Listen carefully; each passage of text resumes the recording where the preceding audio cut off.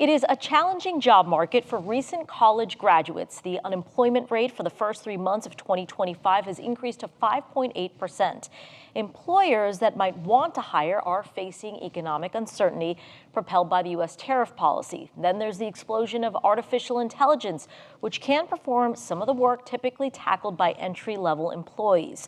Employers insist that there is a labor shortage, but some young job seekers are struggling to find employment opportunities. So today, some help for job seekers.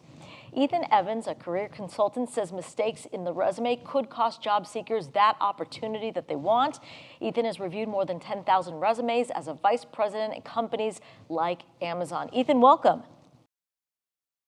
Thank you, Sandra. It's a pleasure to be here and to have the opportunity to talk to you and help students. So I'm excited because you're going to walk us through some of the top mistakes that people make on those resumes.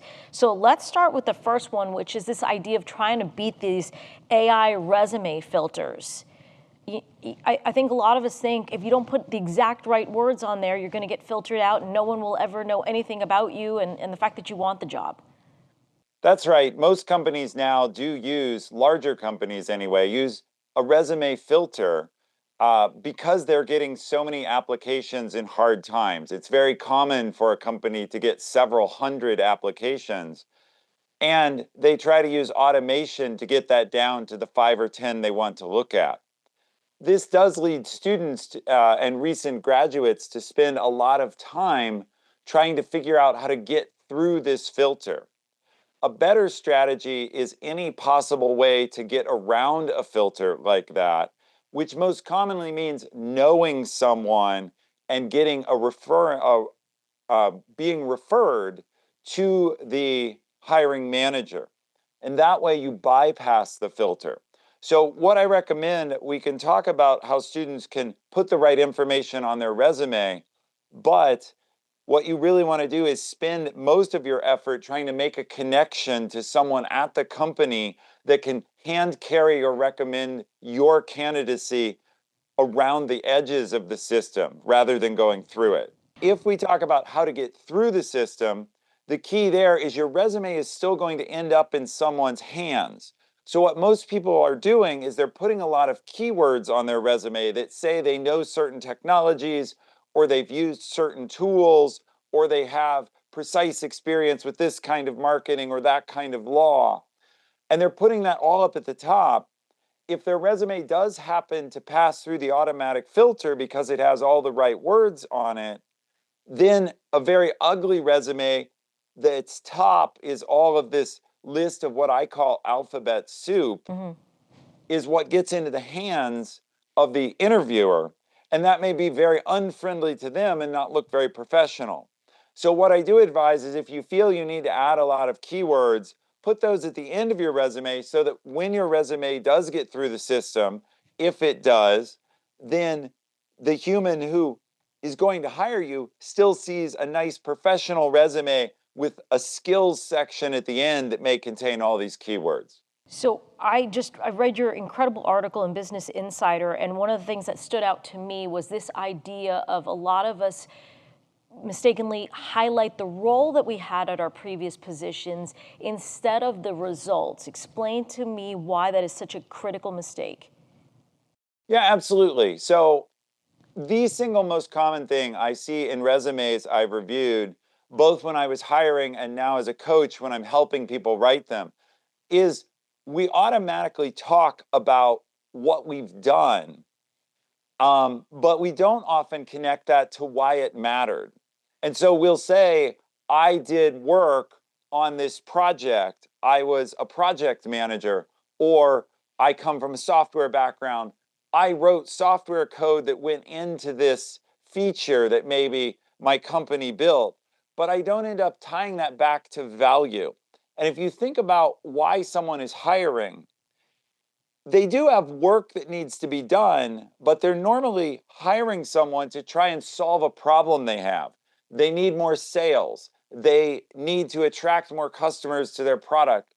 So if you can connect what you did to how it helped your last company succeed, that makes you seem like more of a problem solver. And so instead you would write, I built this software that helped the customer make more money and our sales went up 20%. Well, now it sounds like you did something that really helped the company solve a problem. And that makes you much more attractive. One way I summarize this is if you write down what you did, the work you did, it makes you a doer, a very, lower level sort of commodity employee. Whereas if you write down what it accomplished, it makes you more of a leader and more of a problem solver. Another mistake I saw that you noted was listing education and certifications in the wrong place. Why does that matter? Yeah, so I know that one of the audiences you're particularly addressing are students or recent graduates. And for recent graduates, it can make sense to put your degree and perhaps your grade point, your major at the top, because that is your main qualification when you're seeking your first job. But in the end, as an employer, for more experienced people, I'm hiring someone to solve my problem. And I'm more interested in, as I just said, have they solved other problems for other companies and brought them value? That's more important to me than their major or their GPA. So my recommendation is, if you're a brand new graduate, put that qualification at the top because it's your strongest recommendation or your strongest attribute. But once you have 1 or 2 jobs worth of experience, that should actually move to the bottom, because what employers care about is what other work have you done that indicates that you can do the work I need done. And then your education is more, oh yes, fantastic, you also have a great education. Something that surprised me is you say we should not exclude hobbies and interests. I thought it didn't matter. Yeah, the reason hobbies and interests matter is that point about so many applicants. Um, Many jobs now get hundreds of applicants. A manager has a choice between many people, and they usually look through several resumes. If you include a few hobbies or interests at the bottom, they individualize and humanize you. And so it's easier, frankly, to remember as opposed to, oh, that was Ethan Evans, someone I haven't met yet. That was Ethan's resume. It's easier to remember, I happen to play ice hockey. That sticks out. And to say, oh, right, the hockey player, or oh, the person who travels to Europe every summer, or the person who rescues pets. It's easier to connect to that at a human level and makes you more of a person to the interviewer. So, Ethan, this was all such great advice. Once a candidate comes up with that perfect resume, I assume you would say that's just sort of the beginning of the process, right? I know a lot of young people in my own life, they send out the resume and that's the end of it. No, what should happen right away after you send out that resume? Yeah, well, I would say it's not only after you send out the resume, but before. I read some research from Forbes magazine in 2023 that said 80% of positions are not even posted. So the company fills them internally or fills them through referrals. They never go up on a job board or on a website.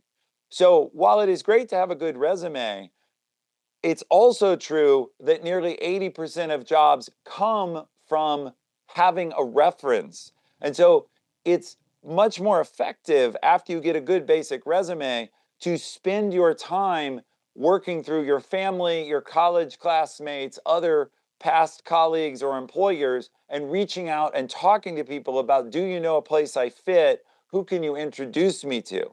Because that's how most jobs are filled. It can feel very satisfying or like you're doing a lot of work to find a job, to go website to website and fill out the forms and submit your resume. But those only account for about 20% of the people who are actually hired, at least in the professional world. It's much better to get some kind of connection to a few jobs than to submit hundreds of resumes through different websites. Ethan, we have learned so much. Thank you so much for your time. We appreciate it. Thank you, Sandra. It's really been a pleasure. Thank you. Thanks for watching. We've got more great content for you, from news to the arts to the environment. So be sure to like and subscribe to WGCU's YouTube channel and follow us on our social media platforms for the stories that matter to you.